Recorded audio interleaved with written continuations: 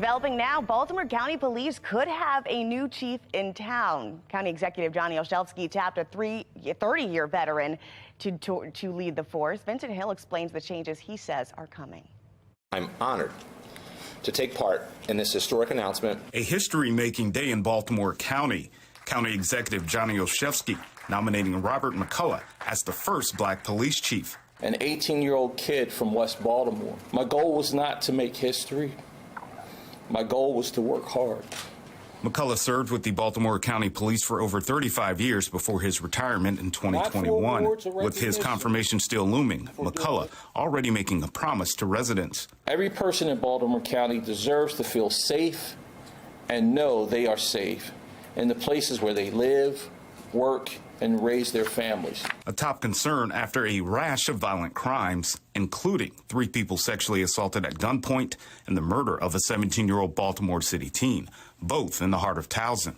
My worst nightmare is to get the call that I don't have a son anymore. That's where this town is heading, unfortunately, and it's supposed to be a nice college and a nice town. For months, county leaders giving the same answer when it comes to stopping crime, including the former interim chief, Dennis Dept. Using technologies like a license plate reader, additional cameras, and that they may be covert or non-covert cameras in the area to assist with deterrence and apprehension purposes. McCullough says it's time for a different strategy. You can't just keep using the same thing over and over again. You know, the bad guys, they pick up on those things too. So, although he acknowledges technology is a tool in deterring crime, McCullough says fighting crime comes down to boots on the ground. We'll use a variety of different techniques and rotate those things to address it, but we will be proactive, not reactive when it comes to crime. Another concern from county residents McCullough is hoping to address. Not really the people living in the neighborhood, other people coming through. Crimes that seem to spill over from Baltimore City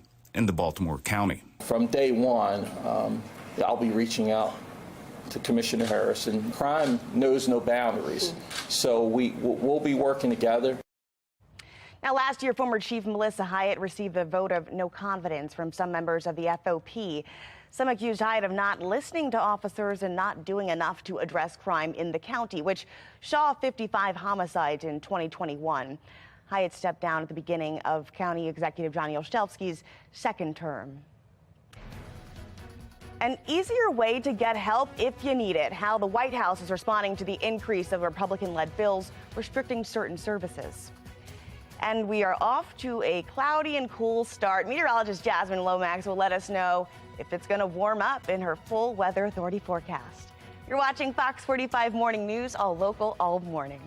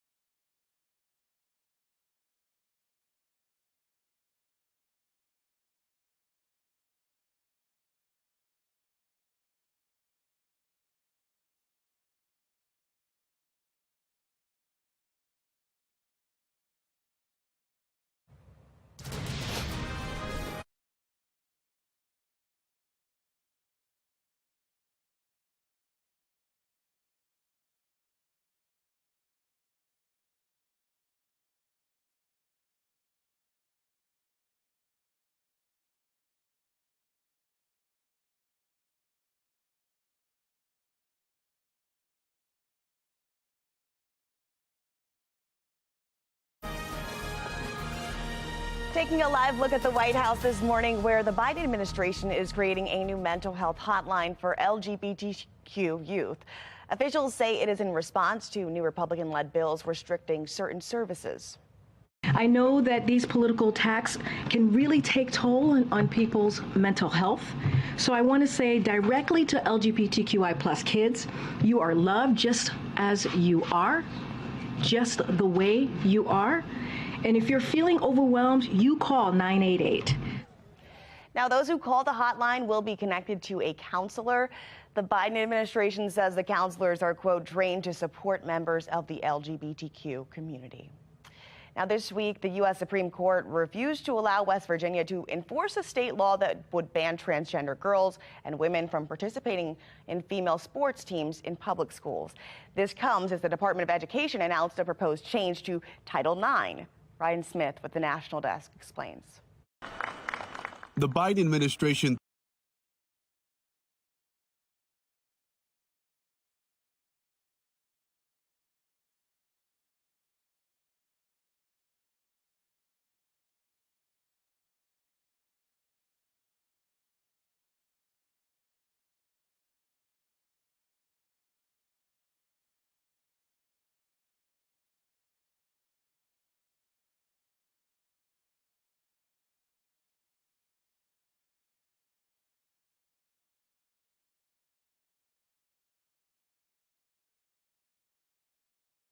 reaching the mid-50s. Then overnight, we have those clearing skies, and with that, our temperatures quickly fall. For tomorrow morning, we wake up to temperatures in the 30s and in the 40s. We'll start with plenty of sunshine, and we keep the sunny skies throughout the entire Easter day. As we head into the afternoon, our temperatures reach the 50s and the 60s, keeping us just a little below average, but we stay sunny. Then clear overnight and into Monday. It looks like another gorgeous day with even higher temperatures. 55 as we head into the afternoon. Then for Easter Sunday, we're looking at 43 around 8 a.m. Temperatures rise to the upper 50s and low 60s, and we stay nice and sunny.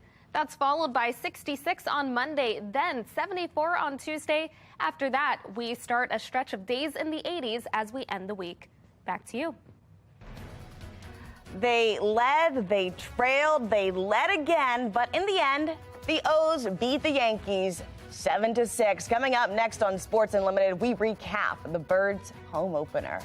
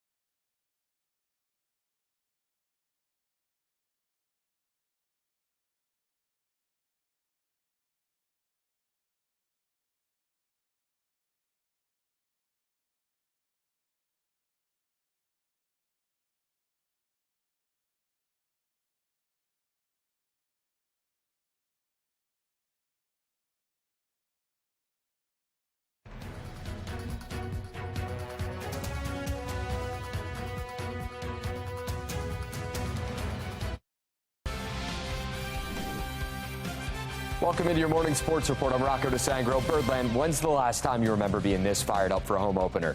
It's been years, hasn't it? But after an 83-win season, the excitement level, it's back, and it might be here to stay. Dean Kramer getting the start for the O's, striking out Aaron Judge here. Check it out. The crowd just loving that. They're like, yeah, he got you, man. Go sit down. Kramer would get some run support early on. Gunnar Henderson in his first home opener delivers in the third with an RBI double, but the O's would give up the lead. Top six, Oswaldo Cabrera, double of his own, makes it 5-4 Yanks. But the O's would battle. Bottom six now. Adley Rutschman singles to left. Jorge Mateo comes on in to score. That ties the game at 5. Then in the 7th, Ramon Arias, he comes up clutch, doubles to deep center, and that gives the O's back the lead. And the Gold Glover came up with the game's biggest play in the field. No outs, 2 on. Yankees threatening. How about a double play? O's would get out of the inning. Then Felix Bautista closes it out in the 9th.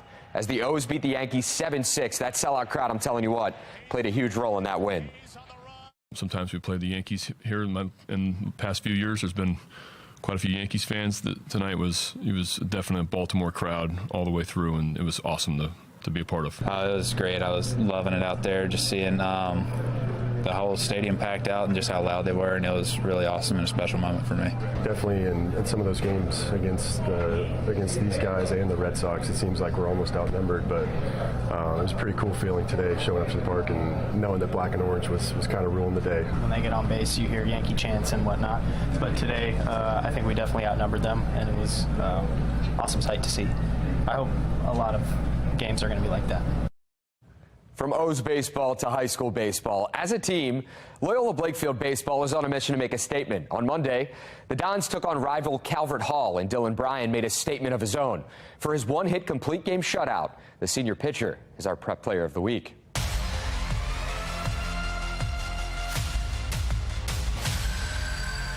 10 strikeouts, one-hit complete game shutout, and for that, you are the prep player of the week. Dylan, congratulations, my man.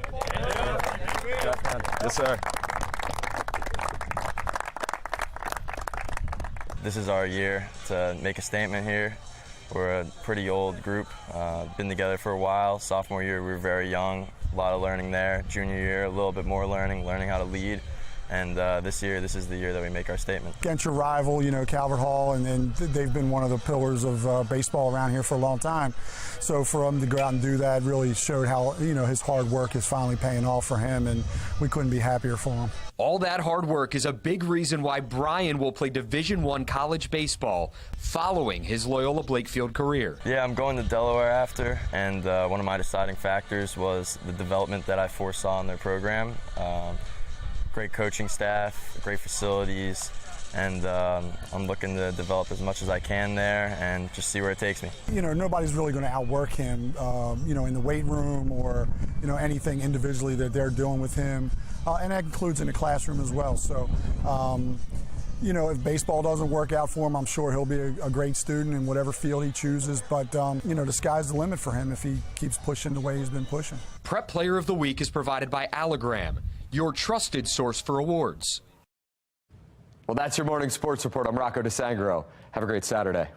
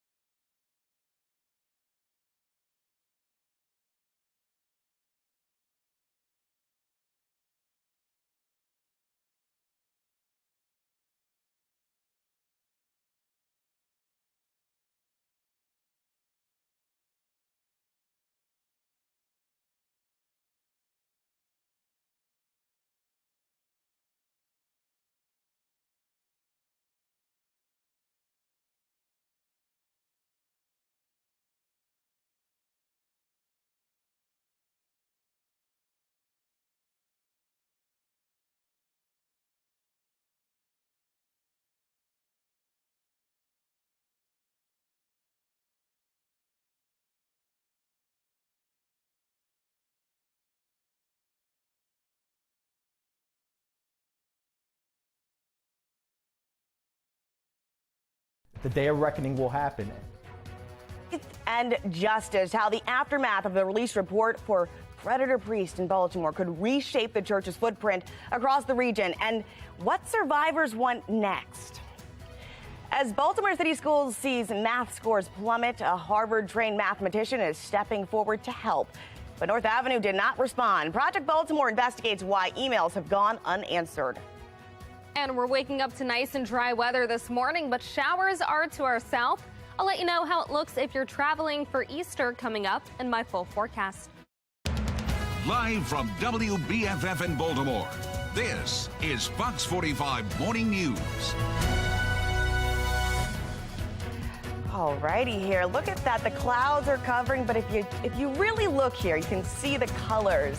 The beautiful Saturday morning colors. It's a great day to be with us here on Fox 45, April 8th. I'm Taylor Stewart, and we have Jasmine Lomax in for Amy Aronson today, our meteorologist with the forecast, and I'm hoping you're saying those clouds are gonna, taper on out. Yeah, they are going to do that, just not today. That happens overnight. And the good news is that means sunshine right in time for any Easter celebrations that you have tomorrow. Now, again, we're waking up to mostly cloudy skies this morning and temperatures around 44. We've got a breeze, and with that factored in, it feels like it's 38 degrees. You may want an extra layer as you step outside. We're seeing temperatures in the 30s and the 40s across the state, even the 20s in far western Maryland. But at least we're starting off nice and dry. Now, to our south, we do have a few areas of showers. The rain is going to stay south, so if you're traveling that way, just be prepared to run into a little bit of rain south of Virginia. Over the next few hours here, though, we stay dry. It will be cloudy, but temperatures gradually rise to the 50s. We have sunshine tomorrow, along with warmer temperatures. I'll let you know how it looks for your Easter plans coming up in my full forecast. Taylor? I'm feeling very, very sad, because who in the hell would want to be excited about this horrible stuff that's going to be in these papers? They aren't named, and they're just as guilty. Come on, let's not hide. Come on forward and come clean. Our coverage continues this morning over that scathing report from the Attorney General's office about the over 100 Catholic clergy members who are accused of abuse. Now, 600 children have been abused by priests in the Baltimore Archdiocese, and we're learning more about what's in that report over the last 8 years. It's providing a sense of closure for some of the victims. Others are still looking for justice. Many of the names in this report, though, remain redacted. Maryland Attorney General Anthony Brown says it may be too late for criminal justice in some of these cases, but there's still hope for accountability, at least in civil court. Unfortunately, most of the abusers and those who concealed their wrongdoing are dead and no longer subject to prosecution. We never rule anything out, only because, as I just called or invited others with information to reach out to our office, it's hard to predict what information may come available to us. So as of right now, Maryland's statute of limitations currently prevents anyone over 38 years old from suing their abusers. A bill to potentially reverse that is on its way to the governor's desk. This morning, we're joined by David Lorenz, the director of the Maryland chapter of Survivors Network of Those Abused Priests. It's also referred to as SNAP. David, thanks so much for joining us. Thanks for having me. I appreciate it. A lot in this report. Let's just start off here. What are the survivors? What are the victims saying? Do they feel any sense of closure from this? What are you hearing? Certainly there's a little bit of closure. Mostly it's vindication. Up until this point, every institution that we've ever tried to address and explain what we've done, the church, the justice system, the legislative system, every system that we've approached has pretty much denied that it ever happened. They said, this can't happen to a priest, or this couldn't happen by a priest, this couldn't happen to you got to be making it up. And now, all of a sudden, the Attorney General says, not only do I believe you, I'm going to put it in writing, because we are that certain that this really did happen. So there's a real sense of vindication. But as Gene just said, you had the piece from Gene, there's a sense of real sadness here, because 600 children were abused, and we belong to a club that we don't want any more members. We really don't. We don't want any more joining our club, and it's not because we want to be exclusive. And that 600 really represents probably 1/10 of the actual number. Wow. It's really the tip of an iceberg. So there's like 6,000. Wow. And some of them will never come forward. And I know a few people who have taken it to their grave and only found out after they passed away. I would urge anybody, any survivor who this happened to please come forward. There are support groups, SNAP being one of them, but there are multiple support groups that can help you through dealing with this. I mean, this is absolutely heartbreaking. This report names more than 150 priests, but some of those names are redacted, potentially because they're still alive and have the right to ask a court not to release their names. What do the victims who maybe don't have names that are listed in that report, what do they want? Yeah, I've already talked to a few people who said my abuser was not in that list, so they know that it's probably in the redacted list or maybe not there at all, and we don't understand that. The church has known all of these names all along. I mean, all of this information came from subpoenas that were given to the church and they had to hand over their files. Mm-hmm. So the church all knows all this. They could publish it. They didn't publish over 40 names. They haven't published over 40 names. So why didn't they do that? So there's 30 names that they haven't published. There's 10 more names that the Attorney General didn't publish. And then there's those people who enabled or even encouraged that behavior, who that whole section is the section on church officials who enabled this is almost totally redacted. There's an introductory 2 sentences, I think, and then the rest of the section is redacted, all of it. You can't, even the narrative is missing. And I want to talk about the accountability piece, especially with the reverse to the statute of limitations. But before I even go there, is there any accountability that you would like to see now from the Archdiocese of Baltimore, given this report has now come out, but there are still names that survivors are saying are not listed? Is there something that the church needs to do to come out and give this the full closure, if they really want to do that this deserves? People, the church keeps saying that we've changed our ways. We're much better than we were, but it's clearly they're not. They have these names. They should be publishing their names, not just the names, the entire assignment and work history of every one of these priests, last known location of the priest. And the reason I say that is I already had a call from somebody who said, my sister was abused by somebody named Murphy, but when I read this report, the Murphy in there wasn't assigned to where I thought. But there's a whole 15 years where there's no assignment. Mm. We don't know where that person was, and it probably could have been this person, but we don't know. And the church does know the assignment history. They keep good records. Right now, there's that bill that is headed to the governor's desk, possibly to reverse the statute of limitations. How important is that for the survivors in this? Is that something they are looking to see in terms of prosecution? Absolutely. Okay. Yeah, the governor is going to sign that bill on Tuesday at noon. And I guarantee there's going to be 40 or 50 people there who have fought for this legislation to see the signing of that bill, because this is the only way they can get justice. They have asked for justice over and over again. You got to remember, the people of Maryland are paying. A lot of abuse victims turns toward risky behavior, alcoholism, drugs, to get away from the pain. They also sometimes become unemployable because they can't hold a job. They don't have that. The trauma that hit them. And the people of Maryland have been paying for those people. It's time to remove that from the people of Maryland and put it on the people who caused it, and that's the Catholic Church. So it's important not just for survivors to get that justice. It's important for the people of Maryland to stop paying for the treatment of the trauma that these people have to overcome. We're going to continue our coverage on this, David. I imagine we'll be talking very soon once again as this continues to move forward with the new signature for that reversal. Thank you so much for joining us. I appreciate what you do and appreciate you providing that support for all those survivors that have come forward. Thanks for having me. I appreciate it. Absolutely.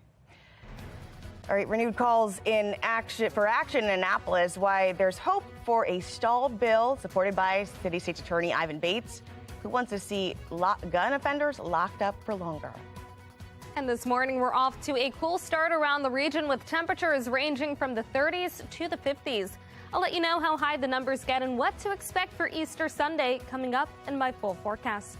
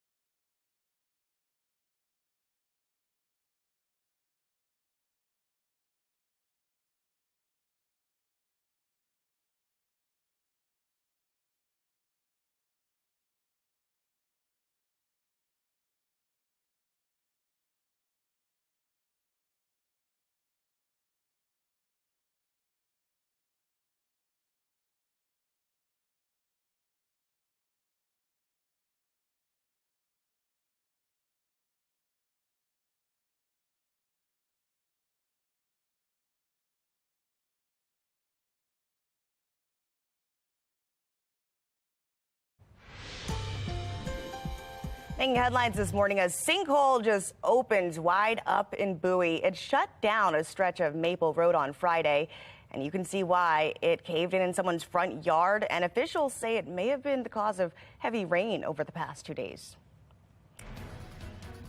Tensions running high after a historic vote in Tennessee's State House. Why some say the Tennessee GOP should be ashamed of themselves. A Harvard-trained mathematician coming forward offering help to Baltimore City schools to help get their math scores up.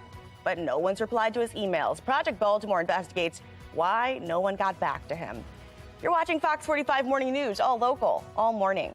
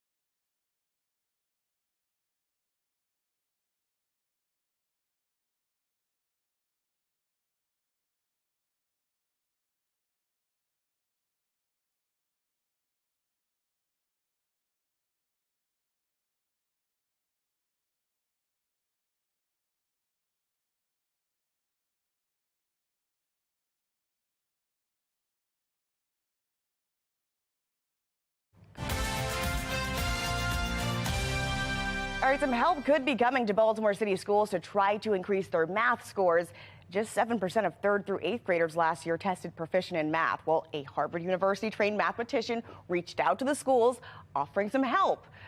But as Project Baltimore's Chris Papp explains, the school has not replied to his emails.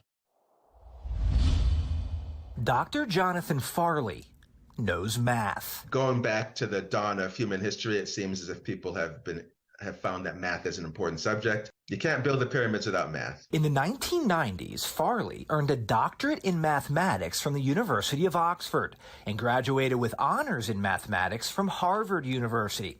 He's taught mathematics at Vanderbilt and MIT, along with high schools in New York, California, and Massachusetts. Now, he's a professor at Morgan State University, and he wants to help Baltimore. It does not have to be that way. There's a shocking number of city schools. Farley was watching in February when Project Baltimore broke the news that 23 Baltimore City schools had 0 students who took the state test last year score proficient in math. Following that report, Farley sent this email to 4 of those schools. He wrote, "I can increase the number of students proficient in math next year, and I can show you how to get the funding for the program." Farley sent that email nearly a month ago. He hasn't heard back. What does it tell you that you, a Harvard-educated mathematician, have reached out to some of these schools in Baltimore and you haven't heard back? It's par for the course, but it tells me that most of the educators don't actually care. In fact, what they seem to be more concerned about is just having a high graduation rate, which is, to me, meaningless. The program that Farley offered the schools is a 3-pronged approach he's developed over years to better teach young people math. Step 1 is perhaps the most important. Farley says math requires concentration. His program starts by removing the students who cause distractions. Get rid of the maybe 3% of students who are troublemakers. They can go somewhere else, they can be suspended, they could be expelled even, but then the other students would have a chance to thrive. Step 2, drills and repetition.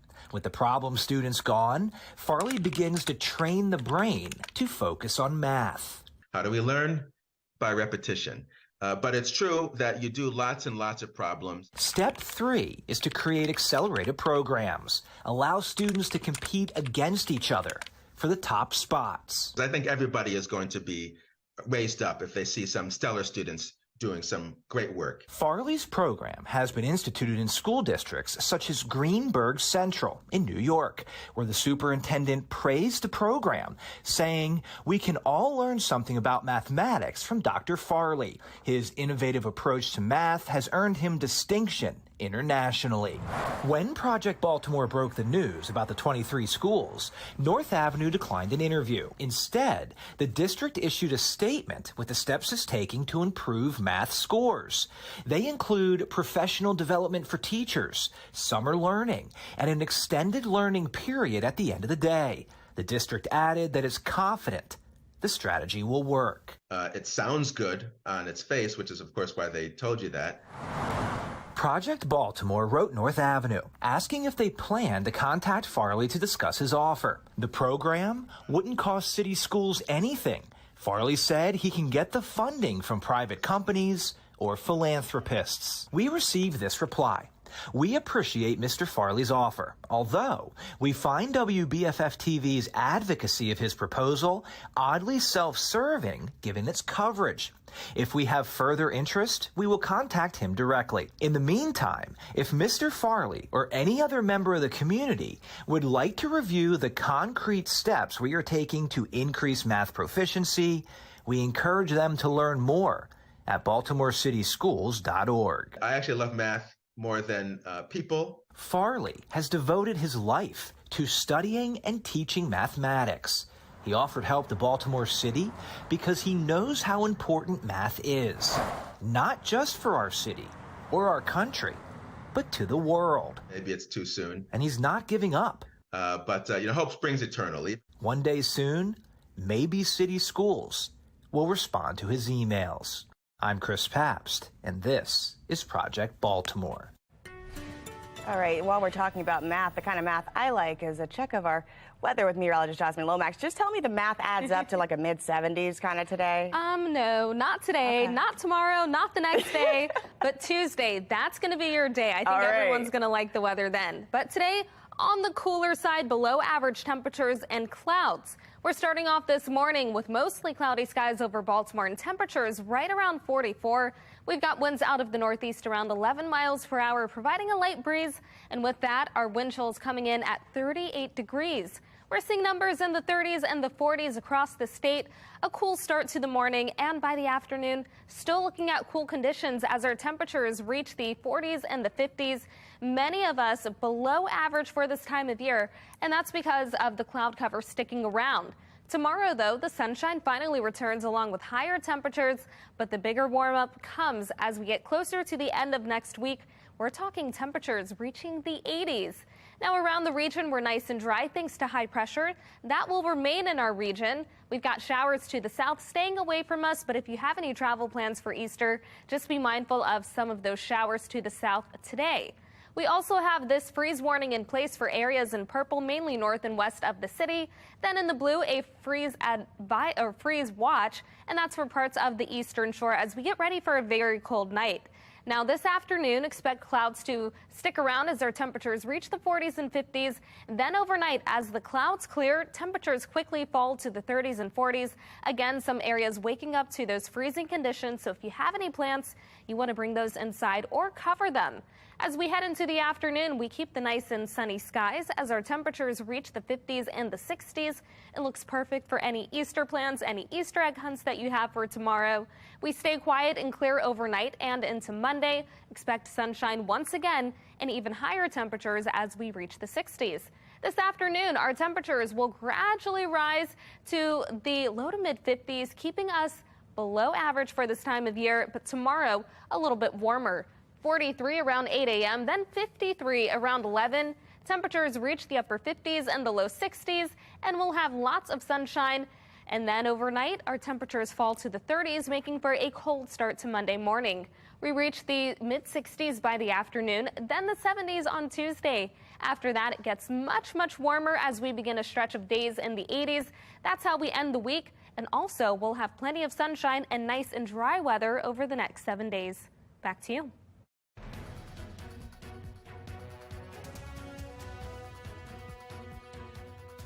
Still ahead, VR in the OR. How virtual reality is improving patient outcomes when it comes to surgery. You're watching Fox 45 Morning News, all local, all morning.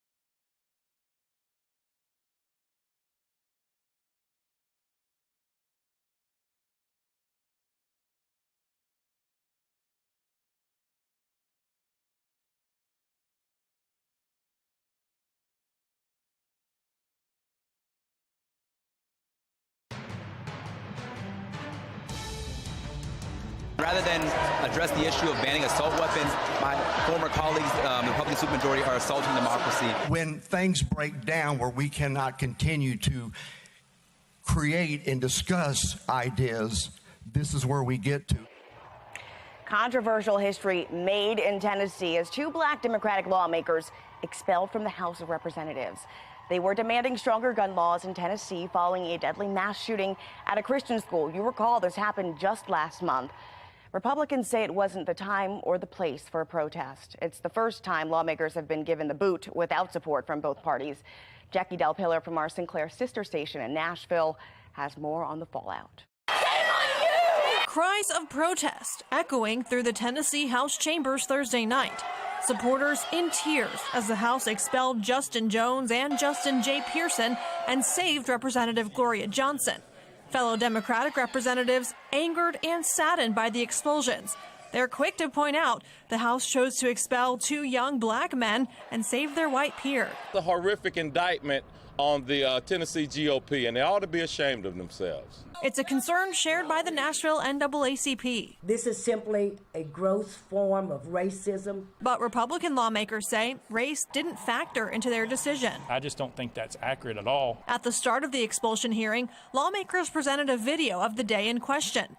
It shows the three members approach the well without permission, protesting for gun reform.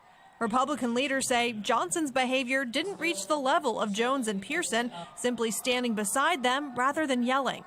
Leader William Lamberth says that's the reason some members chose to keep Johnson over Jones and Pearson. They simply thought that Representative Johnson had made her case and that she did not yell, she did not wave signs, she did not have a bullhorn.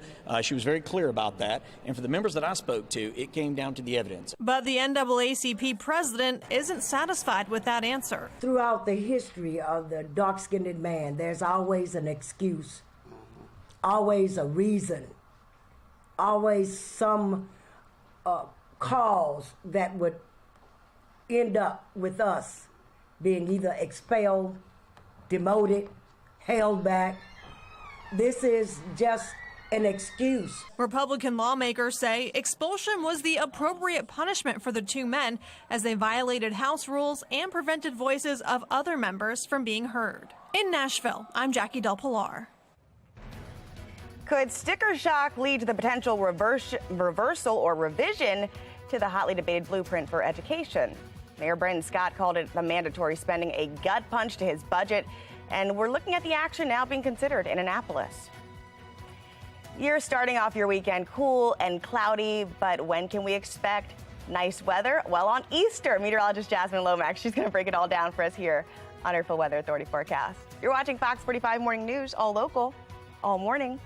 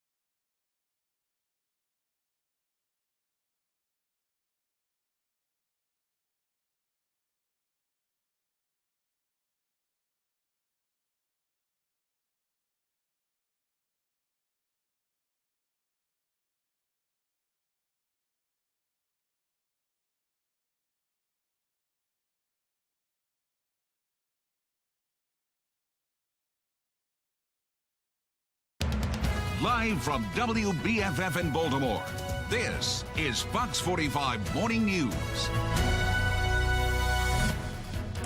Good morning to you. You're looking live over the harbor right now. The clouds are hovering above, but you can see the sun peeking out. It's going to be a great Saturday here, April 8th. I'm Taylor Stewart.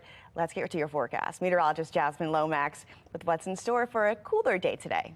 Yeah, that's right, Taylor. It is going to be on the cooler side, and that's because of the clouds. It's going to be overcast just like yesterday. Numbers just a little lower, but we do have a nice warm-up coming next week. 44 currently with a wind chill of 38, and you can see the cloud cover over Towson.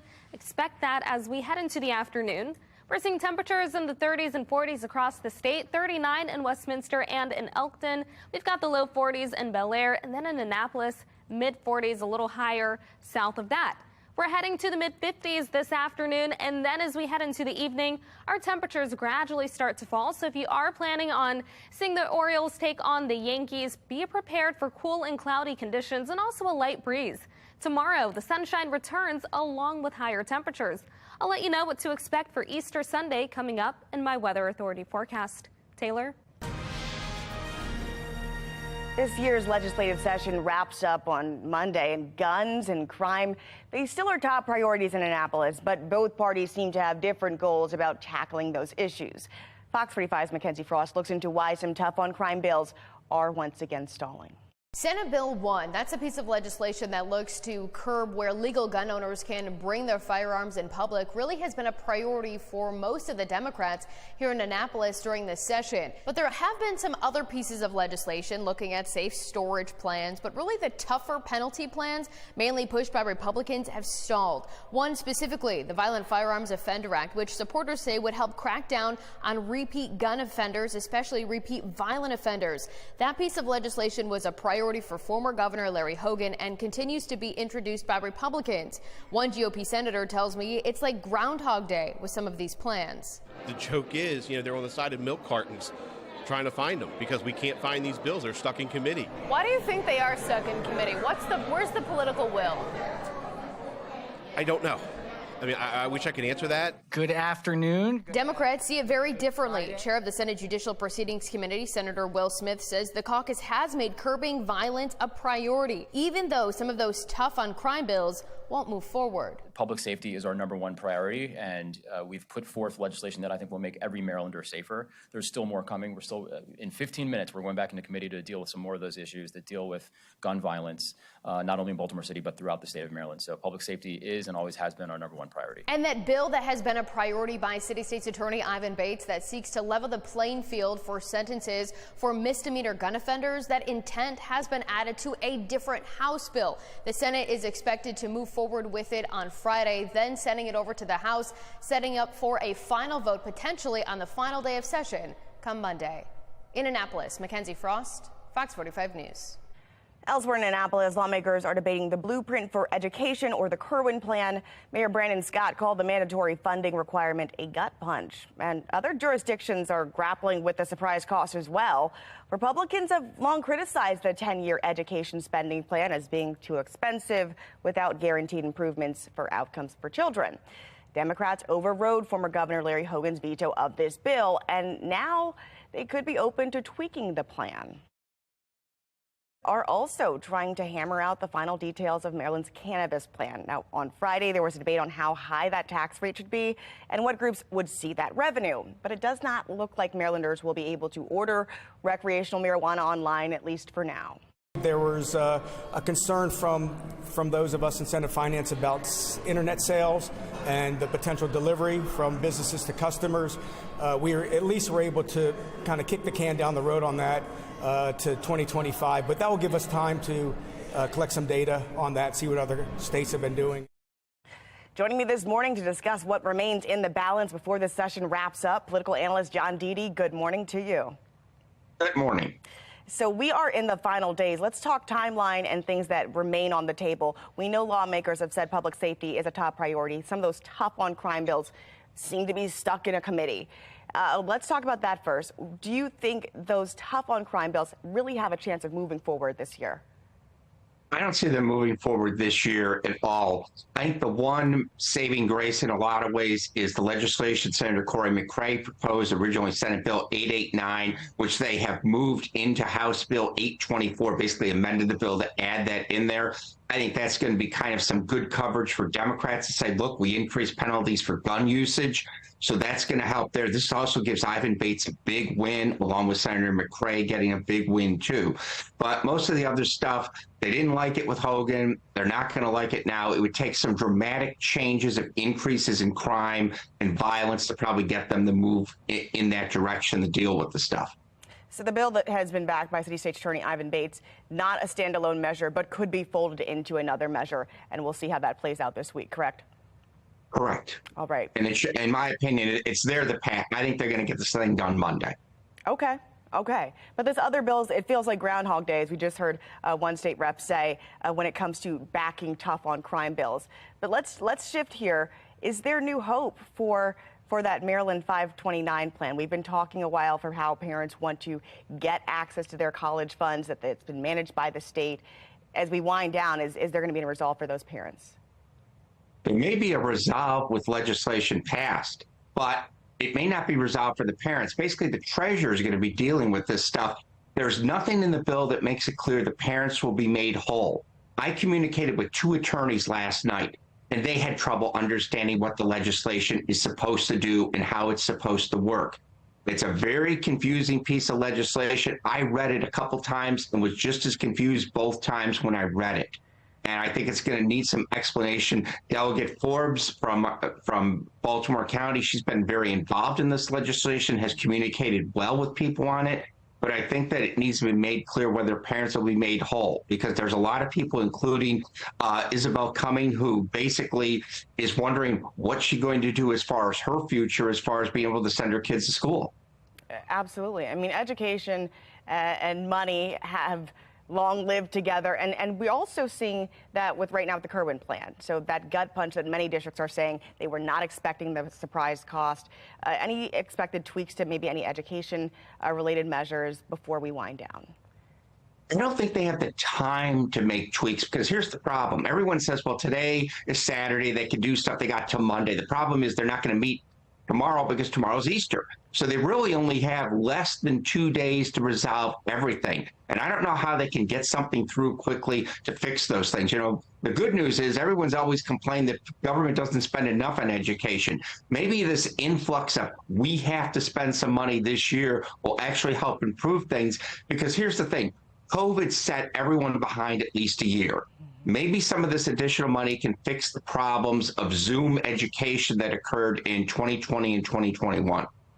All right. So many bills that are on the floor or stuck in committee or headed to somebody's desk. There's so much we'll be watching this week, and we'll be in contact with you to keep our eyes and ears out on that as well. Thank you so much. Political analyst John Deedy for joining us. You're welcome.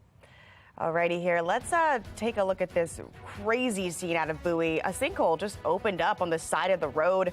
What officials are saying caused this. And we're in for cooler temperatures today, but next week it gets much warmer around the region. I'll let you know what to expect for Easter and the big warm up that follows coming up in my Weather Authority forecast.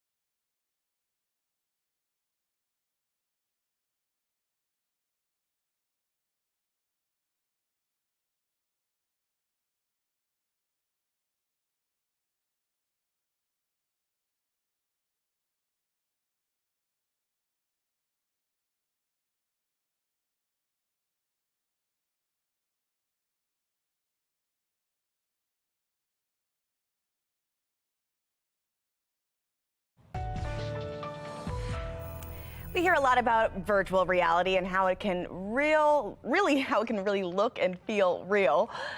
In the operating room, though, it's adding a new dimension for doctors performing shoulder replacement surgery.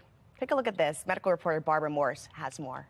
Kind of like like Iron Man. Headgear that is bringing three-dimensional technology into focus. It gives you so much information at your fingertips. Dr. Edward Scott Paxton specializes in shoulder replacements here at University Orthopedics in Rhode Island. Using a new mixed reality system from medical supplier Stryker, he can literally map out and see an area that's difficult to navigate. As you can see, we have to put these implants in bone. And this is a pretty funky designed bone. This is not, a square or just a circle. And you can imagine if it's inside somebody, it's deep down.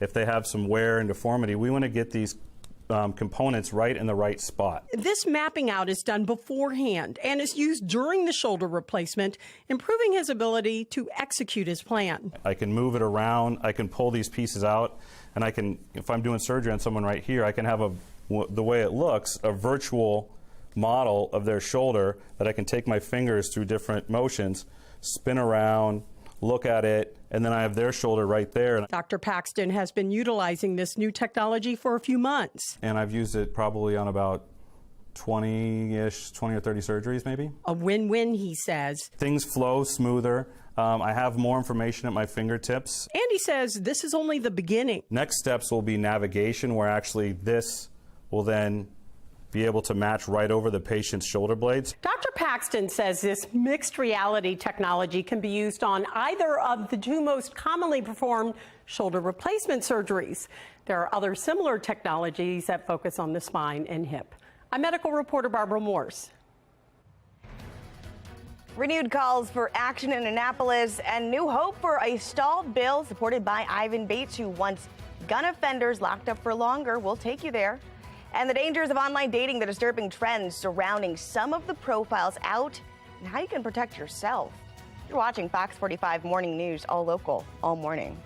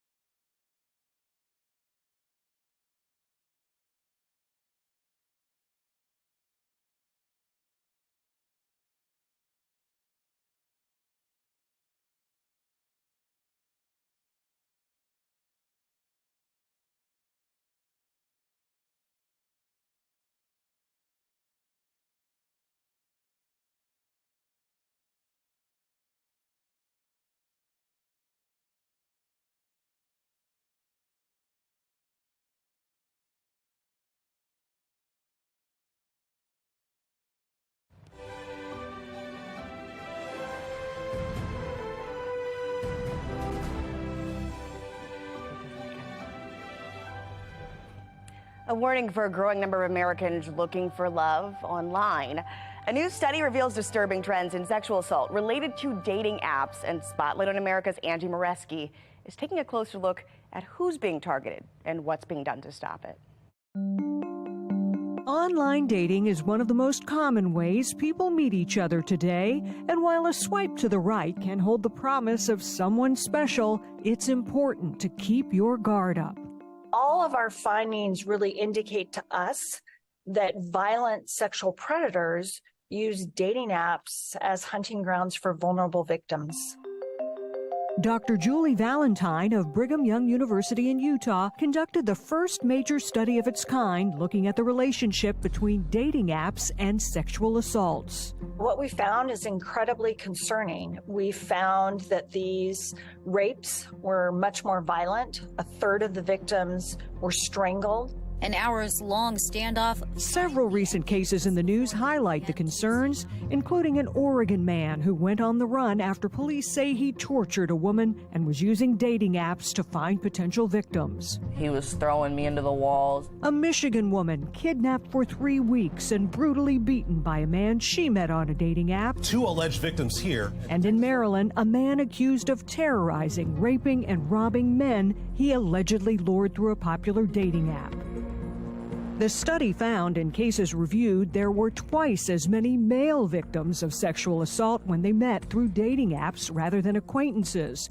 And predators appeared to target vulnerable users.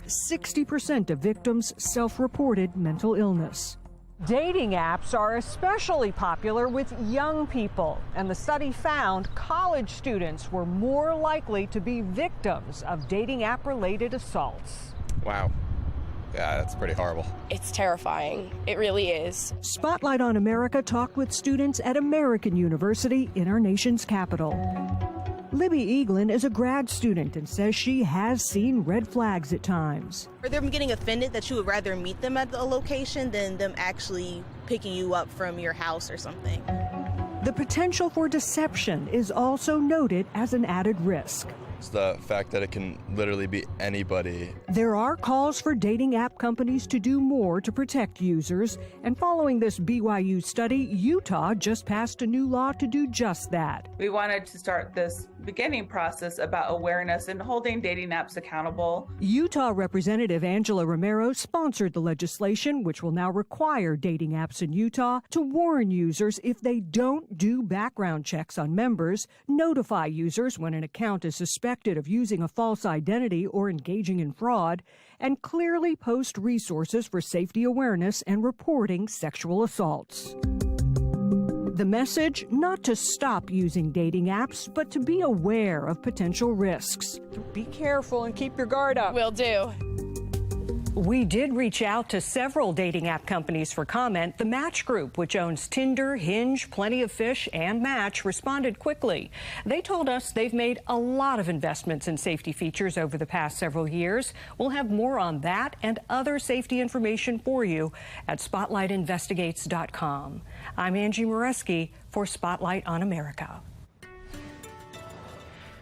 This morning, we are off to a cool and cloudy start, and that's how much of the day is going to be as the clouds linger. Right now, we sit at 44 with wind chill in the upper 30s. It's a little breezy, and that's leading to that cooler feel. The good news, though, is that we are nice and dry thanks to high pressure. We're going to stay that way throughout the day. Now, areas to the south for anyone traveling for Easter, be mindful of a few showers, especially as we look toward the deep south where we have some heavy rain.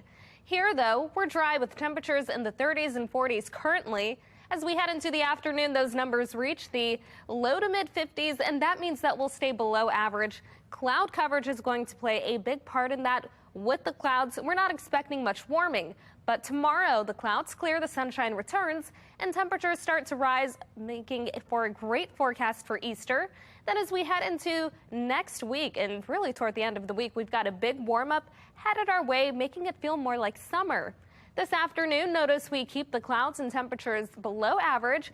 Then as we head into the night, clouds clear. Temperatures will plummet, and we're looking at the chance for freezing conditions north and west of the city, possibly along parts of the eastern shore as well. So if you're a plant owner, you want to move your plants inside or cover them.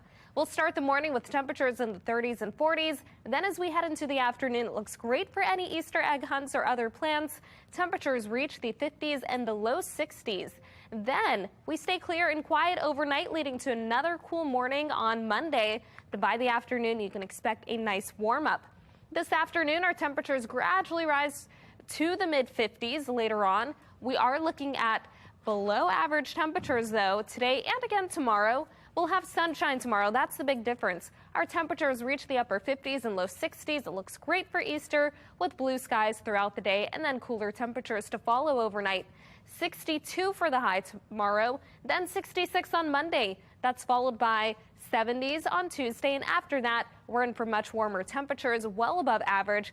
We end the week in the 80s, 80 on Wednesday, 83 on Thursday. Then on Friday, we're looking at temperatures in the mid-80s with a nice and dry forecast and plenty of sunshine next week. Back to you. Do you want to sail around the world in 80 days? Well, this cruise might be the best thing for it. We'll tell you when you can set sail and how much it'll cost you.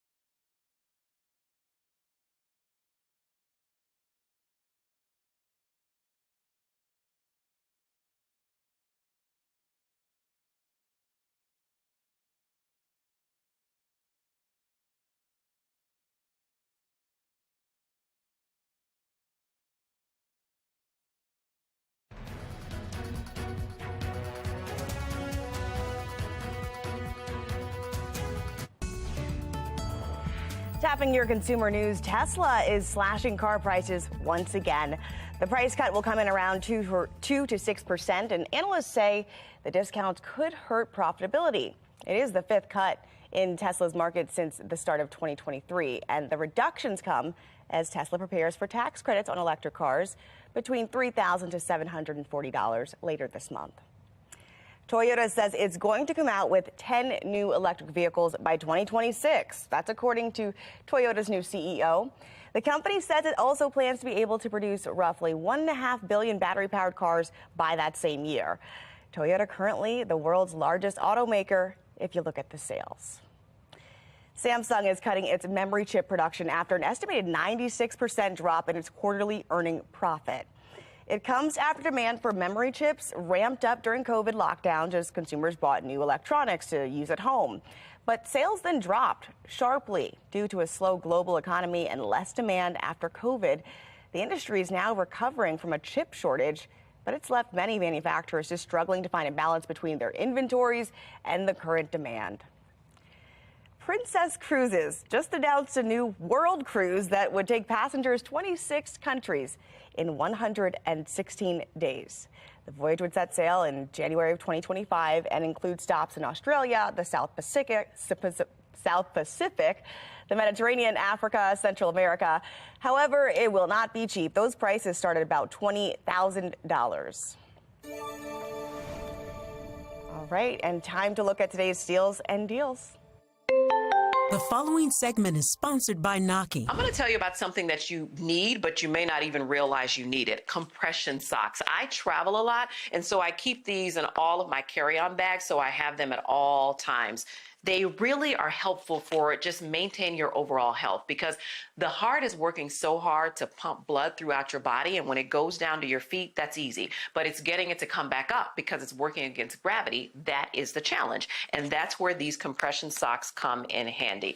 Dr. Siegel, a doctor of course, created these, and so he just put a lot of extra care and thought into these. They're antimicrobial, they have silver ion, and they have this extra cushioning. I just got these, and I really like the purple, the lavender, because that's my favorite color. But the other thing is they're compression, but they also are really good stretchy, so it's not that compression that's painful. These are at such a great deal. You could buy one and give them to anybody in your family or even some of your friends. You're getting up to 20% off of Dr. Siegel's compression socks. He really did put a lot of thought into these, so you want to head over to asadeals.com for this exclusive offer.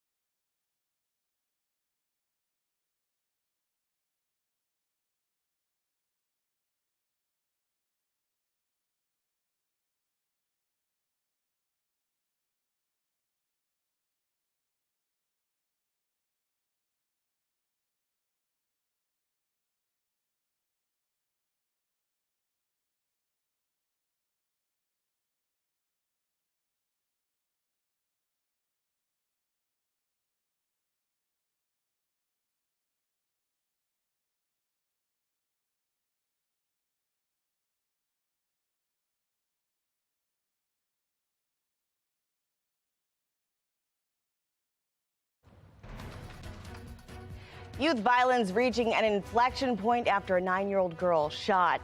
Crimes against children remaining high, each more shocking. We're going to go beyond the numbers and put faces to the youth crime crisis. And some sticker shock leading to potential revisions on the hotly debated blueprint for education. Mayor Bryn Scott calling it a gut punch to his budget. Look at the action being considered in Annapolis. And we're off to a cool and cloudy start this morning. I'll let you know when the sunshine finally returns and what to expect for Easter coming up. Live from WBFF in Baltimore, this is Fox 45 Morning News. We're live right now over Towson. Just a few cars up and out and about. Maybe there are a lot of folks sleeping in from last night's Orioles game. The Eagles are actually here tonight, though. Bruce Springsteen last night as well. But thanks for being with us this Saturday, April 8th. I'm Taylor Stewart. Let's get to your forecast. Meteorologist Jasmine Lomax with us this weekend. Good morning.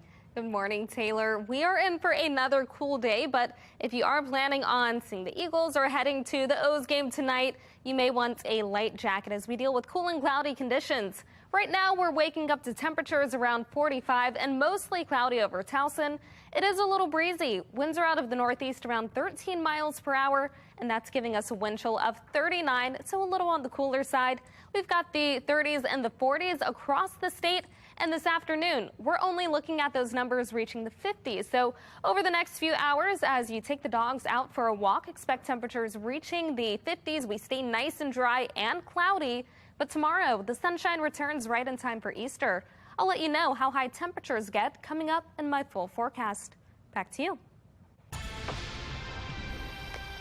right, this morning, police need your help finding a suspect in a Western District homicide investigation. Police confirm a homicide just before 4 o'clock Friday afternoon. It happened in West Baltimore. They say a man was stabbed in his arm in a home along West North Avenue near the Penn North Station. Police say he was bleeding when medics arrived, but died at the scene. Anyone with information about this is asked to call Metro Crime Stoppers. And this most recent homicide victim was not killed by gunfire, but Baltimore has seen a violent start to April. 23 people shot this month. 6 of those people are under the age of 18. The latest, just a 9-year-old girl who was shot on Thursday in Southeast Baltimore. It feels like sad because like little kids go and play, and like it just feels sad knowing that something like that could happen near anywhere. 45's Keith Daniels has more on another violent week here in the city with children caught up in that gunfire yet again. Gun violence and juveniles in Baltimore City. The issue of youth involvement in the crime crisis reignited tonight after the shooting of a 9-year-old girl in Southeast Baltimore Thursday afternoon. According to police, in the past week, there have been 6 people under the age of 20 shot but survived. That's almost 1 per day. 4 boys, 2 girls, ages ranging from 9 to 18 years old. That includes 2 15-year-old victims. There's 1 fatality, an 18-year-old male shot and killed Monday. This week, residents concerned over the constant gun violence, including Nancy Rader, where police worked a deadly quadruple shooting on her block in Northeast Baltimore Saturday. You do get scared because we're a family who likes to use our porch in the summertime and get a little nervous sitting out there. You don't know if somebody's going to ride by and shoot. Tuesday, at a protest rally outside Baltimore City Schools headquarters, in the crowd, Michelle Hines, the mother of Isaiah Carter, her 16-year-old son, shot and killed outside Patterson High School last month. To me, Isaiah was a martyr for a larger cause. I'm blaming the structure here in Baltimore City. I'm blaming whether it's the school system, whether it's the police, whatever it is. The system here needs to change. Now, a 9-year-old girl caught up in that triple shooting Thursday on McElderry Street at Northeast Avenue. A triple shooting on the block. One of the victims, that little girl. Disturbing news for one neighbor. What the kid had to do with it, you know? That's what makes this stuff crazy.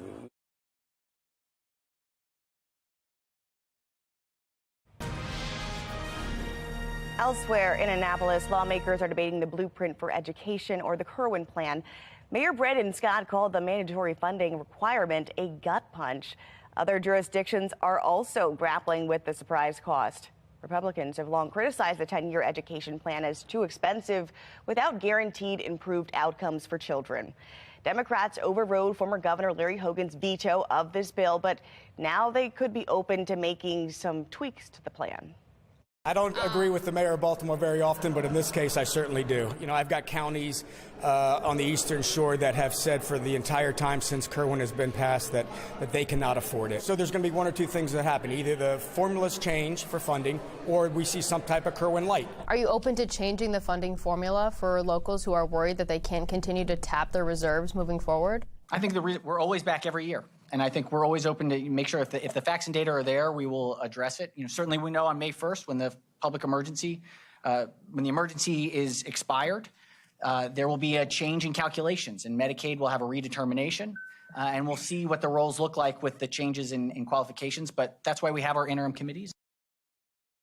All right, joining us now to discuss that proposed budget and calls for those steep hikes to be reversed from city schools.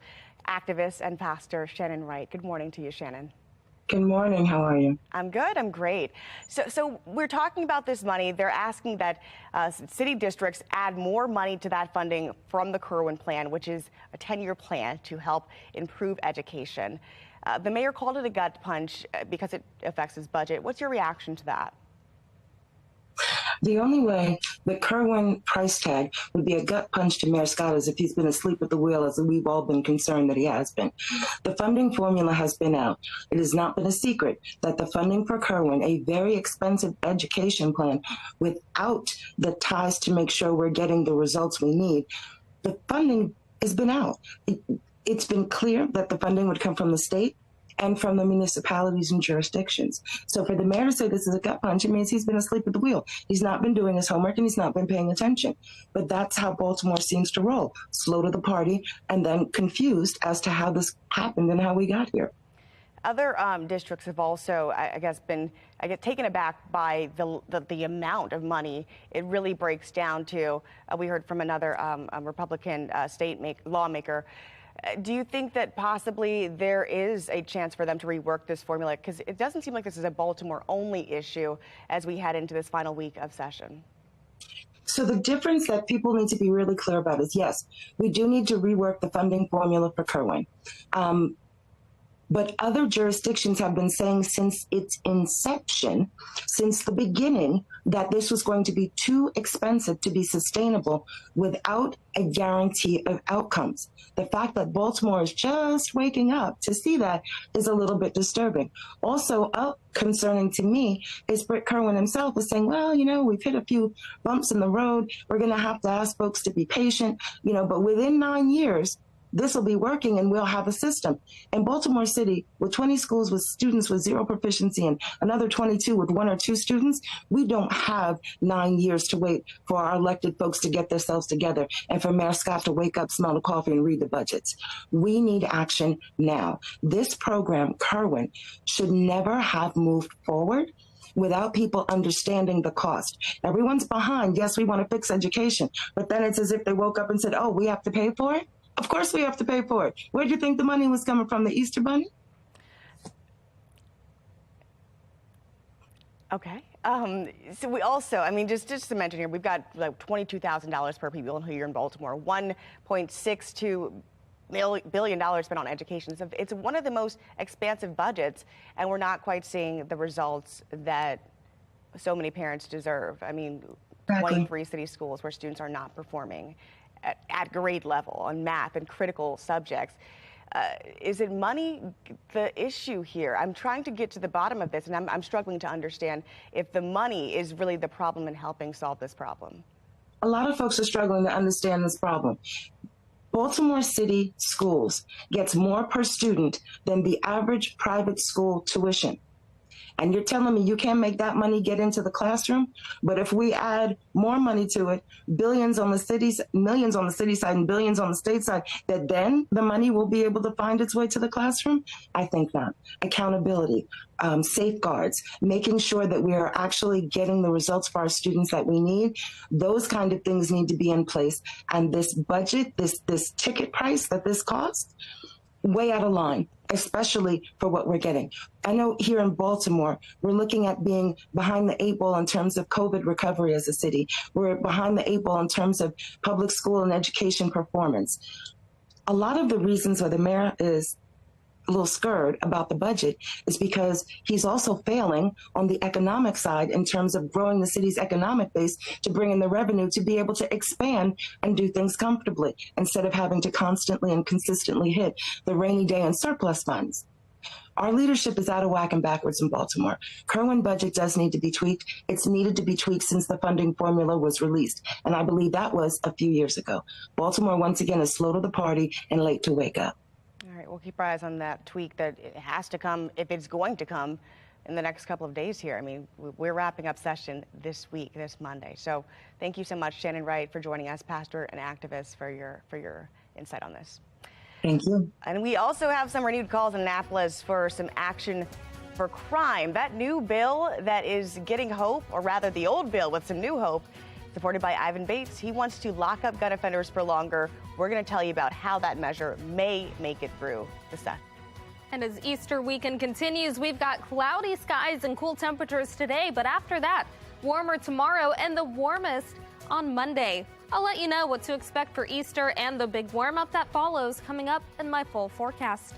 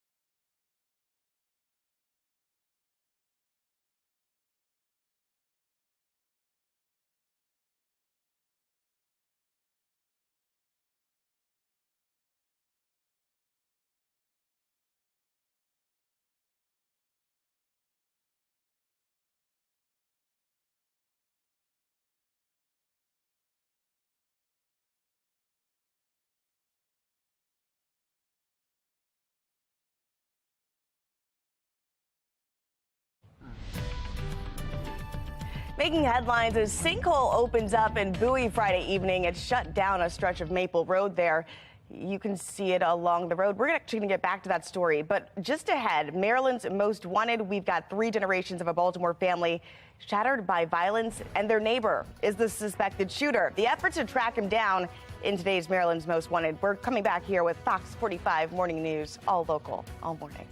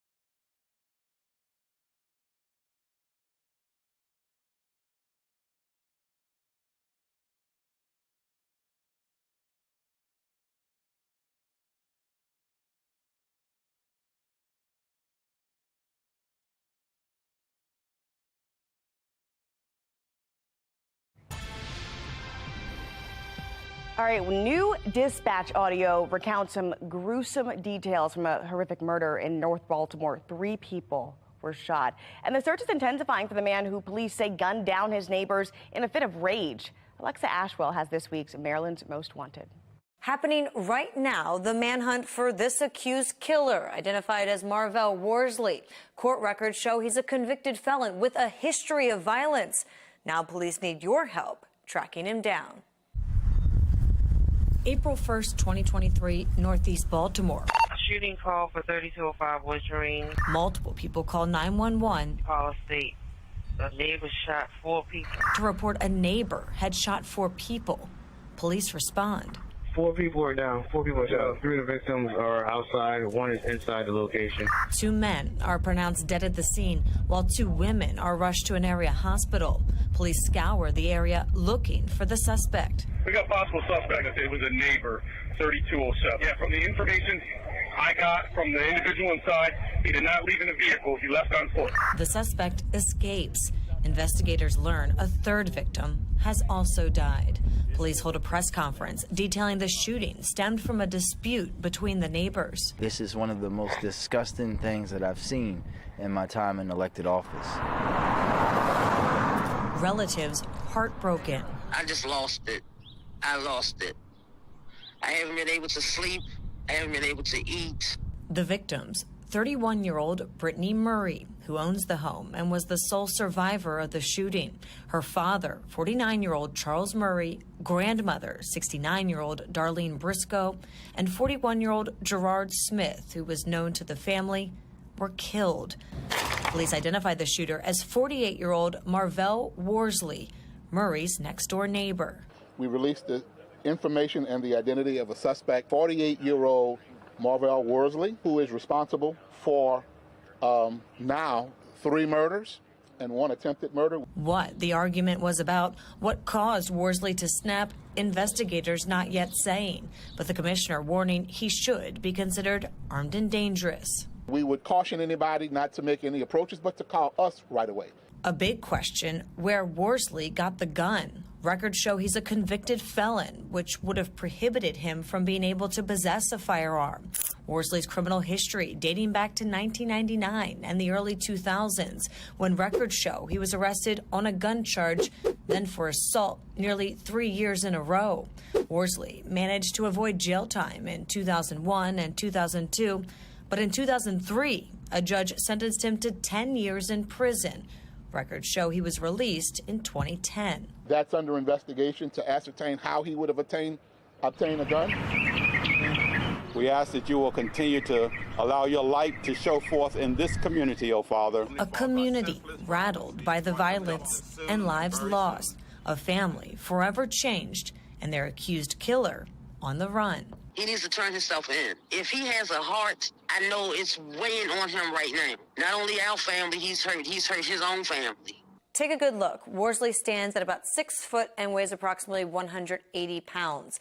Investigators say he may or may not still be in the Baltimore region. He's to be considered armed and dangerous. So if you have any information regarding his whereabouts, you're asked to contact 911 or Baltimore Police. Remember, you can always remain anonymous.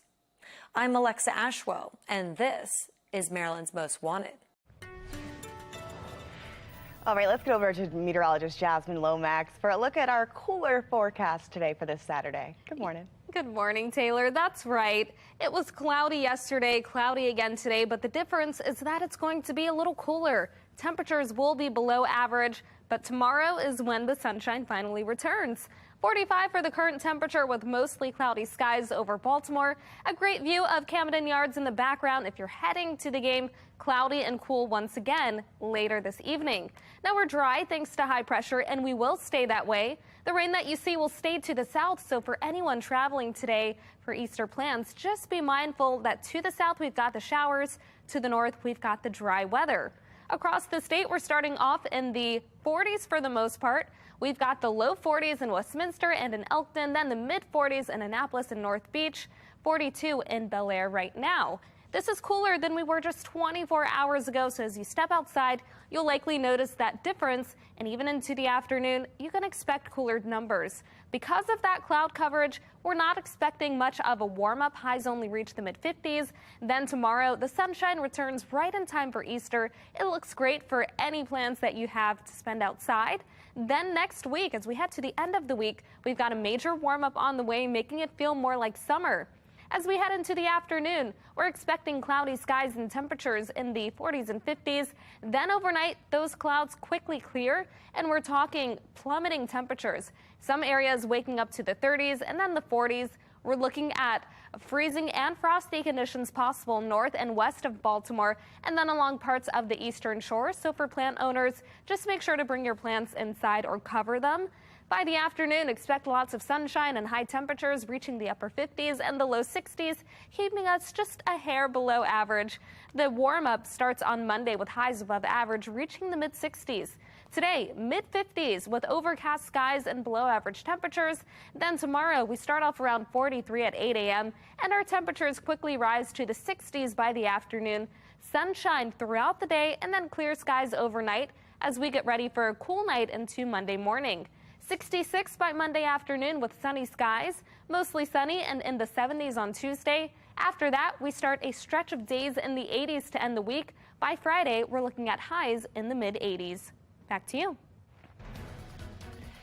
Still ahead, the sights and sounds from the Orioles home opener, why expectations this year are higher than years past.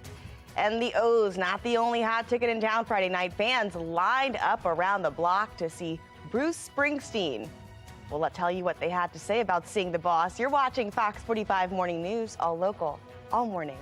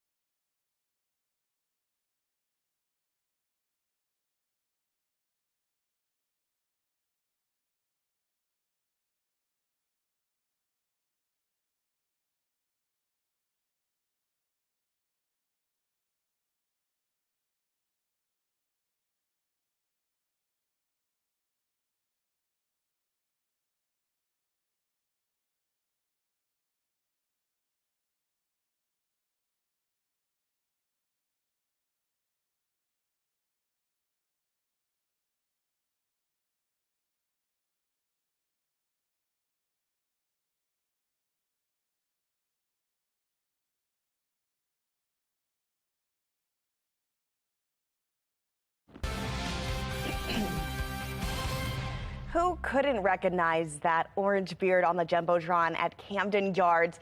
The Orioles taking the time to honor our own traffic jam Jimmy. It happened at the first home opener since he passed away last May. Thank you for such a classy move on the part of the Orioles. And a new season brings new hope for Orioles fans, and the team will play in front of bigger crowds this year. After last year's turnaround, the sellout crowd was expected for the home opener, but the expectations are really high, and parents and fans we talked to hope to be here throughout the spring and summer. I think it's a great kickoff for the spring. The kids love watching their team play, and the crowd's electric. Well, how many losses we have, we're not losing another game. We're winning the World Series. I'm saying we're winning the World Series. And it's going to be a nonstop weekend for bars and restaurants downtown. The O's and Yankees back at it again tonight and Sunday. We wanted to share some of our favorite pictures from Chime-In submissions from opening day. This was sent from Sandy, her daughter's first ever game, checking out the Orioles there. And then this from Mike. He got this photo, put his shades on, ready to go watch the O's beat the Yankees. We love it. Thanks, Mike. And Jeanette sent us this picture of maybe the cutest fan in the stands. Burley, the service dog, waiting for that game to start. Go ahead and keep sending us your pictures through the Chime-In feature at foxbaltimore.com. We love getting them. Send them over to the WBFF app as well. Just hit Chime In. The O's opener, not the only hot ticket in town last night. The Boss was in town, officially opening up the newly renovated CFG Bank Arena. Bruce Springsteen and the E Street Band played in front of a packed house last night. Those lines were long, including a few fans who went to the Orioles game first and then went to go see the Boss. Not bothered at all by that wait. When the yellow guys say you can see the Boss, then you see the Boss. Yeah. That's what I'm saying. But not until then. What song are you hoping to hear tonight? I'm Dancing in the Dark. Turn it around. Why don't you understand? We went up to the light. We turned right. You can expect big crowds once again if you're downtown tonight. First pitch of the Orioles-Yankees game starting tonight at 7:05. It's game 2. And then the Eagles are playing at CFG Bank Arena. That concert gets underway at 8 o'clock. Noah's Law was designed to protect you from drunk drivers, but some argue it is not strong enough. The proposed changes to make roads safer. And a cool and cloudy day today, but those Easter temperatures, we'll see what they'll be like. Meteorologist Jasmine Lomax will break it down for us in her full Weather Authority forecast. You're watching Fox 45 Morning News, all local, all morning.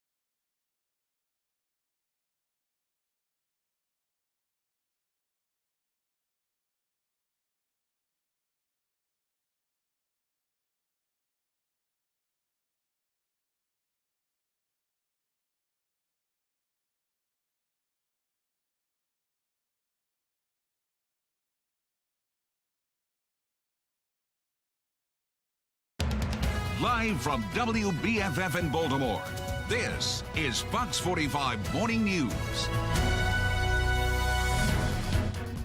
All Alrighty, look at that. Camden Yards all empty, but that is the case for now because we're back again for Game 2 tonight. Hello, thanks for being with us this Saturday, April 8th. I'm Taylor Stewart. Let's get to your forecast because there's a lot happening today. I mean, I thought Friday was busy with the boss in town and the game, but Game 2 tonight, there's another concert at CFG Bank Arena. Break it down for us. Yeah, there's so much happening this Easter weekend, and we didn't have the best start yesterday. Cloudy. Unfortunately, today is going to be cloudy and cooler. But the good news is that for Easter tomorrow, we've got sunshine returning and also rising temperatures. This morning, though, we are starting off on a cool note. Numbers are in the 40s for most of us, a few 30s toward western Maryland, but overall, mostly cloudy skies. And you will notice that as you step outside, cooler than we were this time yesterday. As we head into the afternoon, we keep the clouds. Temperatures only reach the mid-50s, but we start a rising trend next week. On Easter, we're looking at the low 60s, a gorgeous forecast, and that's followed by the mid-60s on Monday with plenty of sunshine. After that, it gets even warmer, and we're talking temperatures ending the week in the 80s. I'll let you know what to expect for Easter and the warm-up that follows coming up in my full forecast. Taylor? Yeah, time is here. This year's Let's Leave session just wraps up on Monday, and guns, crime, they still remain top priorities in Annapolis, but both parties seem to have different goals. Fox 45's Mackenzie Frost looks into why some tough on crime bills are still stalled. Senate Bill 1, that's a piece of legislation that looks to curb where legal gun owners can bring their firearms in public, really has been a priority for most of the Democrats here in Annapolis during this session. But there have been some other pieces of legislation looking at safe storage plans, but really the tougher penalty plans, mainly pushed by Republicans, have stalled. One specifically, the Violent Firearms Offender Act, which supporters say would help crack down on repeat gun offenders, especially repeat violent offenders.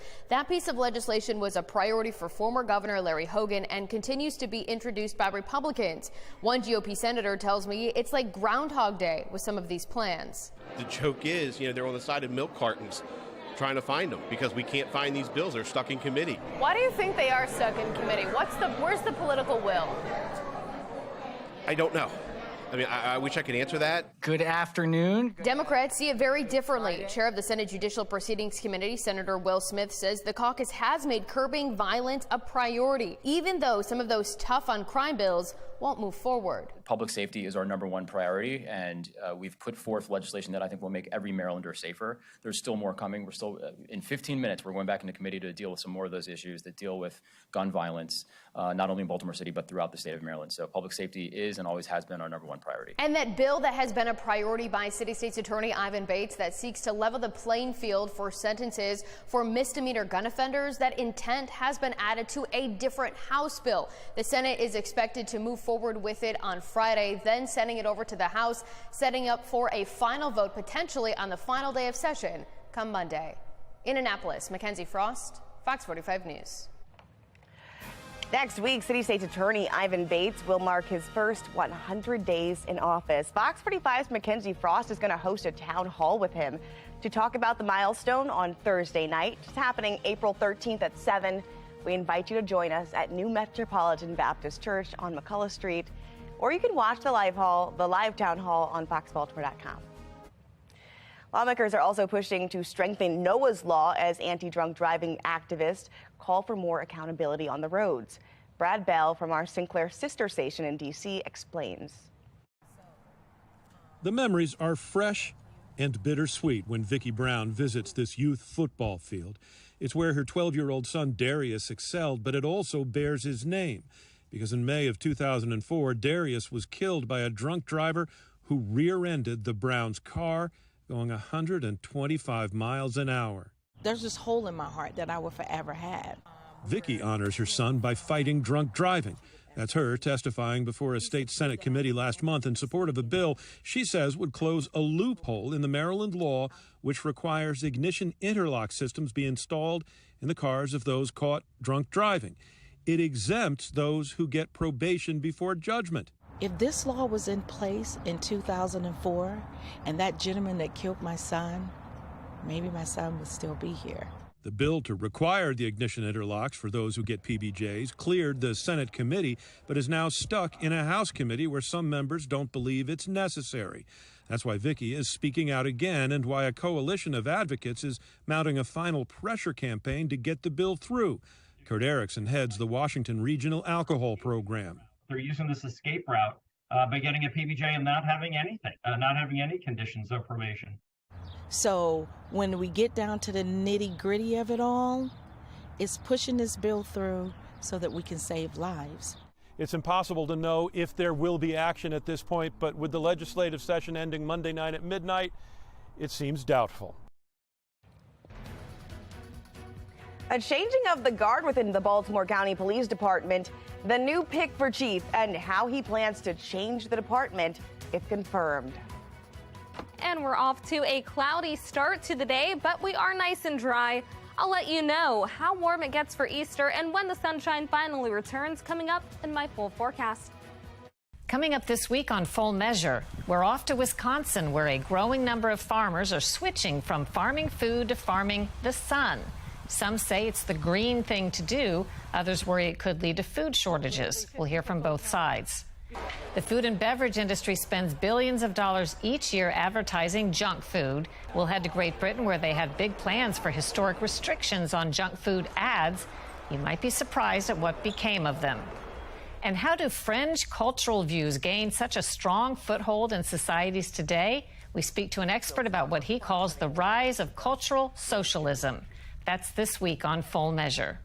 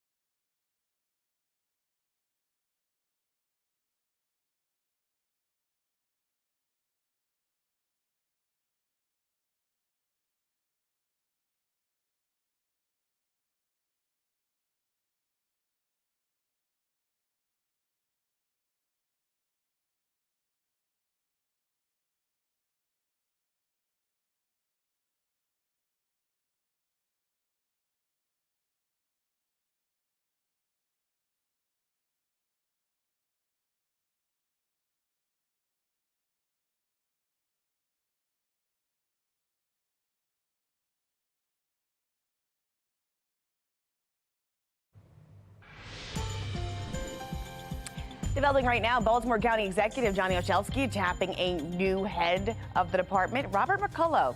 He will lead the police department if he's confirmed. He's a 3-decade veteran of the force and says changes are coming. Fox 45's Vincent Hill explains.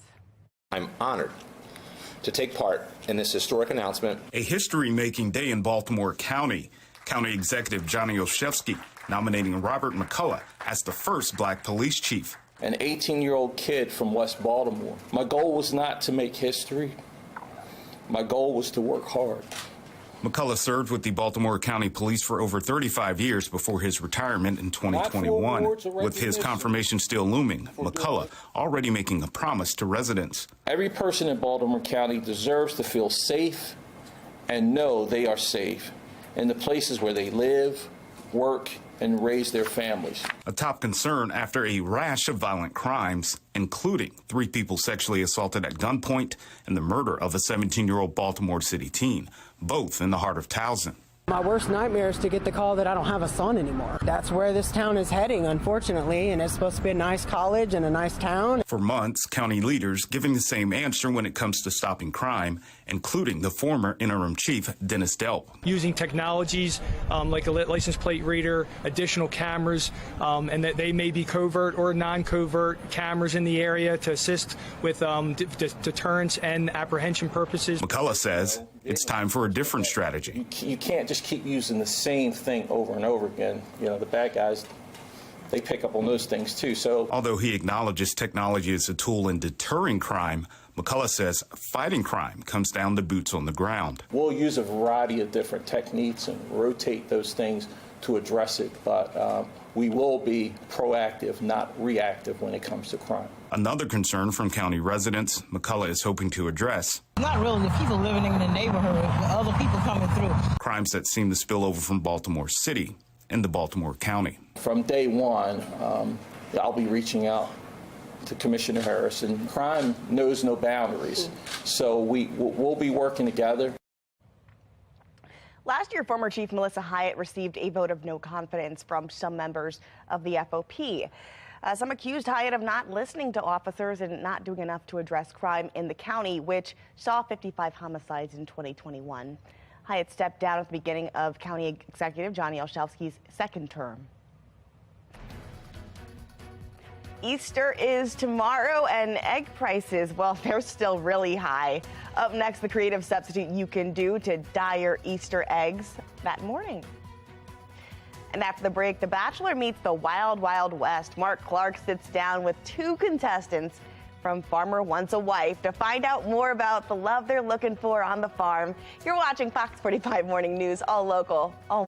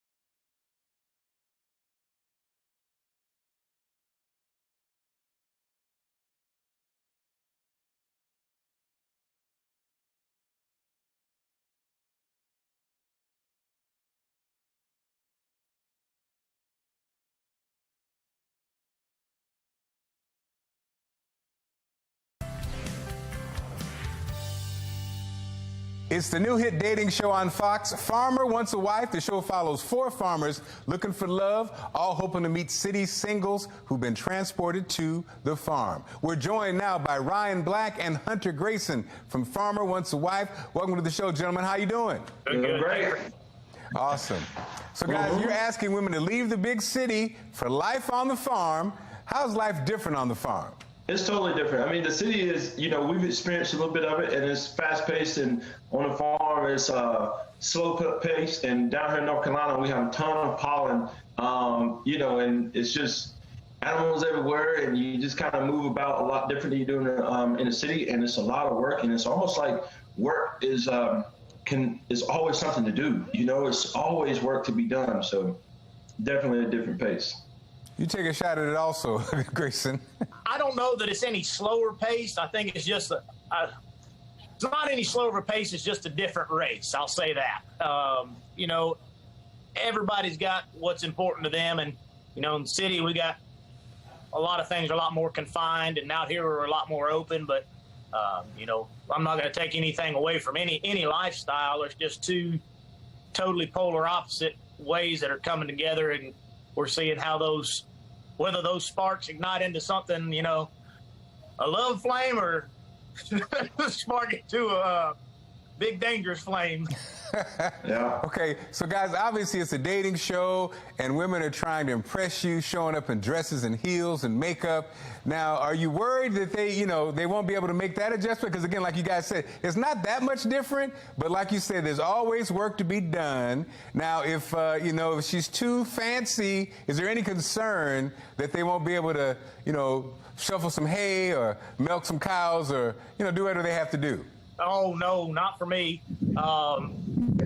Those girls showing up in white boots, I told them when they got out of the car, I said, they're going to be green by the end of the day, so I hope that matches y'all's color palette. But for me, I want a lady that I can go from the stockyard to the yacht club in the same week and have a good time all across the board. Life's about new experiences and challenging yourself to open up new doors and going through there and enjoying life together. Yeah. Yeah, and we also experience these girls, they work hard, in their physical, and in today's society, everyone's looking for a good workout routine and to keep their bodies moving and stuff. And here on the farm, it kind of comes natural. If you're keeping your farm up and running, you're burning calories, you're always moving around. So there's that uniqueness there where some of the girls really took to some of the work just for the physical aspect of it in itself. So that was really cool. Okay, guys, let's break this down. Devon was squatting hay bales at my farm. Okay, Ryan and Hunter, let's break it down. It's just us, okay? Will you pick Ryan? She's beautiful and sexy and smart, but she's not a hard worker, versus she's an amazing hard worker, but not as beautiful. Which would you pick? I would pick the hard worker, not as beautiful. Okay, all right. Well, now I don't believe you. Okay, Hunter. Hunter, same question. I'm not believing that. She's beautiful, she's sexy, but she's not a hard worker. What are you picking, Hunter? Well, I'll tell you, from my perspective of this, all the ladies on my farm are just absolutely stunning. So I'm going to have to go with the one with the harder work ethic, because looks will fade over time, but that work ethic and that person's going to be by your side at the end, that's what's going to make the difference. See, this is why you guys are superstars. I'm sorry, are you guys politicians? That's amazing. You guys are. Well, guys, thanks so much for joining us. Ryan Black, Hunter Grayson from Farmer Wants a Wife. Guys, thanks so much for joining us, and continued success, okay? And Farmer Wants a Wife airs right here Wednesdays at 9, right here at Fox 45. Well, let's get over to meteorologist Jasmine Lomax. It might be a good day to, you can't watch it yet, but I don't know. Maybe I'd be a contestant. Could you be a contestant? Could you be a farmer wife? No, I'm not a very outdoorsy person. I like the animals, though. I do like animals. Okay. So, maybe. Probably not, though. Depends on the weather, I guess. Yes, that's a very important factor. If you are planning on spending any time outside today, not terrible, but it is going to be a little bit cooler than average. The nice warm up comes tomorrow, and then we continue that warming trend into the end of next week. 45 this morning with mostly cloudy skies over Baltimore. It's still a little breezy with winds out of the northeast around 13 miles per hour, and that's giving us a wind chill of 39. You may want an extra layer as you head outside. The good news is that we've got high pressure over our region, and that's going to keep us nice and dry, even though we do have the clouds. The rain is to our south, and that's where it's going to stay. So for anyone traveling for Easter, the rain is to the south, the dry weather is to the north. Across the state right now, temperatures are mainly in the 40s. Those numbers will slowly rise this afternoon. Now, compared to just 24 hours ago, we are looking at cooler numbers. Then over the next 3 days, a warming trend. 55 as we head into the afternoon. That's followed by 62 for Easter Sunday, and then mid-60s on Monday, a gorgeous day. And our pollen count's going to follow a similar trend. It gradually gets a little bit higher. So today we're in that medium-high range, and then tomorrow and on Monday, we're looking at that high pollen count with the top allergens of maple, elm, and juniper. As we head into the afternoon, we stay cloudy. Temperatures reach the low to mid 50s. Then clouds clear overnight and our temperatures plummet to the 30s and 40s. We'll wake up to sunshine tomorrow morning and possibly frosty conditions along the eastern shore and freezing conditions north and west of Baltimore, where we have freeze warnings in place. As we head into the afternoon, we warm up to the 50s and 60s, keeping that sunshine. It looks great for any Easter egg hunts or plans that you have for the day. We'll stay quiet overnight thanks to high pressure over the region, and then we're looking at plenty of sunshine on Monday. 55 for the high temperature with overcast skies and below average temperatures. Then we're starting off Easter morning around 8 a.m. at 43. 53 by 11 a.m. and then we're looking at the upper 50s, low 60s by the afternoon. Notice sunshine throughout the day and then clear skies overnight as our temperatures fall to the 30s. 55 again today, 62 tomorrow, 66 on Monday, and the warming trend continues through the end of the week. We'll be in the 70s on Tuesday. That's followed by 80 degrees on Wednesday, 83 on Thursday, and then on Friday, 84 with mostly sunny skies. Back to you. All right, well, in that vein, let's talk about some of the events that's happening today around our region. Starting at 1 p.m., B&D's Baltimore 11 Incorporated is going to hold a community Easter celebration at Sharp Street Memorial United Methodist Church. That event will have free hot dinners, live entertainment, and an Easter egg hunt. It's also going to be a very busy night downtown. The O's are hosting the Yankees once again. First pitch set for 7:05 p.m. And finally, the Eagles Hotel California tour, taking the stage at the CFG Bank Arena. That concert kicks off at 8 o'clock, so expect some traffic downtown to be just as bad as it was yesterday for the home opener. Trending now, egg prices have stabilized from their January highs, but they are still not cheap. That's led some people on social media to try something new, painting potatoes for Easter. Marketing and Promotion Board Potatoes USA is pushing the idea. You can either use food coloring or regular paint. The group says potatoes are less fragile than eggs, easier to hold for kids, and a little cheaper these days. Princess Cruises just announced a new world cruise that would take passengers to 26 countries in 116 days. The voyage will set sail January 2025, and stops include Australia, the Southern Pacific, the Mediterranean, Africa, Central America. However, this is not a cheap voyage. The prices start at about $20,000. Stay with Fox 45 Morning News after the break. Meteorologist Jasmine Lomax is going to join us here at the desk for exclusive 7-day forecasts to look ahead at your week.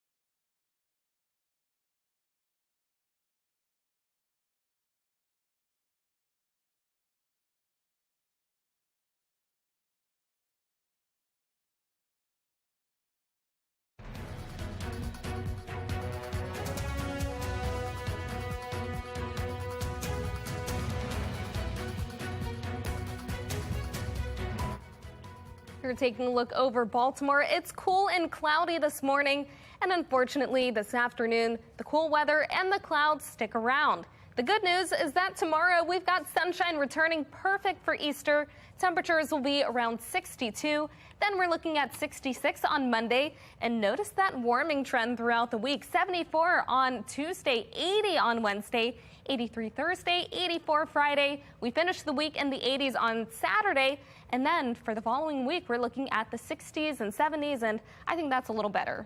I think so too, but you know, if there's an Easter egg hunt today or something, maybe just grab a jacket and still get out and do it, right? Yeah, it's going to be nice and dry. That's the great news. Dry around the region, great for travelers, but tomorrow, fantastic for Easter. Perfect. Well, that's what we're looking for. The good Sunday is all, we're all good, I guess, right? Oh, fantastic. Thanks for joining us here at Fox 45. Have a great Saturday. We're back here for Easter. Enjoy the rest of your weekend.